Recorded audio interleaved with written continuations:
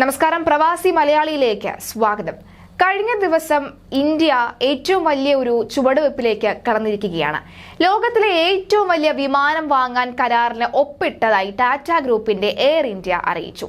ഫ്രാൻസിലെ Airbus, American കമ്പനിയായ Boeing എന്നിവയിൽ നിന്ന് ആകെ 470 വിമാനങ്ങളാണ് വാങ്ങുന്നതിനായുള്ള കരാറ് ഇന്ത്യ ഒപ്പിട്ടത്. എയർബസിൽ നിന്നും 250 പുതിയ വിമാനങ്ങൾ വാങ്ങാനുള്ള എയർ ഇന്ത്യയുടെ കരാറ് പ്രധാനമന്ത്രി നരേന്ദ്രമോദിയും ഫ്രഞ്ച് പ്രസിഡന്റ് ഇമാനുവൽ മാക്രോണും ചേർന്നാണ് പ്രഖ്യാപിച്ചത്.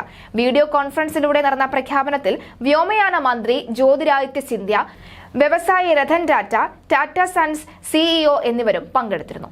$100 ബില്യൺ ചെലവ്. ബോയിങ്ങിൽ നിന്ന് 220 വിമാനങ്ങളും എയർ ഇന്ത്യ വാങ്ങുന്നുണ്ട്.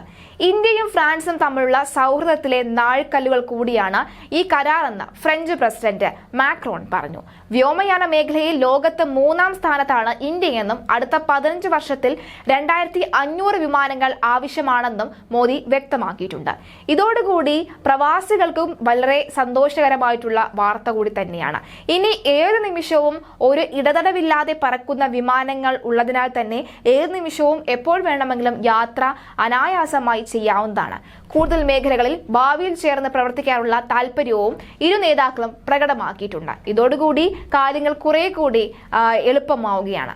കരാറ് പ്രകാരം A350-40, A321 നിയോ 70, A320-140 എന്നീ വിമാനങ്ങളാണ് എയർബസിൽ നിന്നും എയർ ഇന്ത്യ വാങ്ങുന്നത്. എയർബസിൽ നിന്ന് മാത്രം 250 വിമാനങ്ങളാണ് വാങ്ങുക.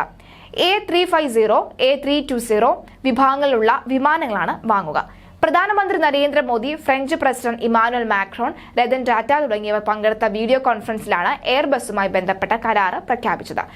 $10,000 കോടി ചിലവ്. ഇന്ത്യയും ഫ്രാൻസും തമ്മിലുള്ള സൗഹൃദത്തിലെ പ്രധാന ഘടകം കൂടി തന്നെയാണ് ഈ കാര്യങ്ങൾ. വ്യോമയാന മേഖലയിൽ ലോകത്ത് 3-ാം സ്ഥാനത്ത് തന്നെയാണ് ഇന്ത്യ. അടുത്ത 15 വർഷത്തിനുള്ളിൽ 2500 വിമാനങ്ങൾ ആവശ്യമാണെന്ന് പ്രധാനമന്ത്രി വ്യക്തമാക്കിയതോടുകൂടി കൂടുതൽ കാര്യങ്ങൾ ഇപ്പോൾ എളുപ്പമായിരിക്കുകയാണ്.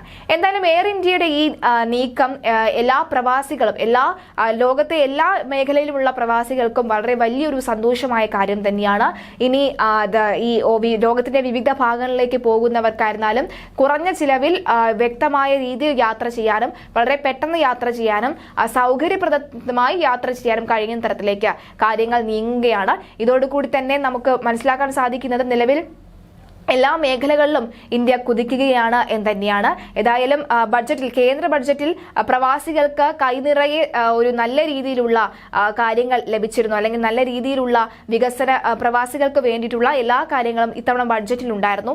ആ കാര്യങ്ങൾ തന്നെയാണ് വരും ദിവസങ്ങളിൽ തുടരെ ഉണ്ടായിക്കൊണ്ടിരിക്കുന്നത്, അല്ലെങ്കിൽ അതിന്റെ ഒരു തുടർച്ചയെന്നോണമാണ് ഇപ്പോഴുള്ള ഈ വലിയ മാറ്റവും അല്ലെങ്കിൽ ഈ വലിയ നേട്ടവും.